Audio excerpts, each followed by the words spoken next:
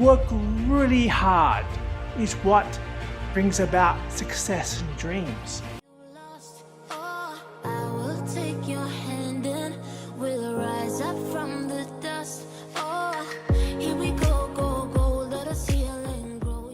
The choices you make today will define you.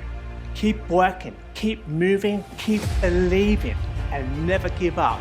Fall 7 times and get up 8. Complacency is a threat to progress than hardship.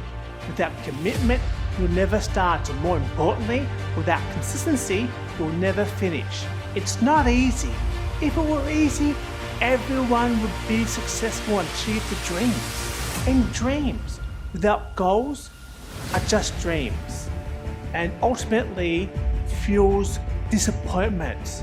So have dreams, but have goals, life goals, yearly goals, monthly goals, daily goals. But don't confuse movement with progress. Remember, just because you're doing a lot more doesn't mean you're getting a lot more done. Now, to achieve your goals, you must apply discipline and consistency every day, not just Monday or Sunday or whatever day you feel like. You have to work at it every day. You have to plan every day. You've heard the saying, we don't plan to fail, we fail to plan. Hard work, work hard, work really hard is what brings about success and dreams.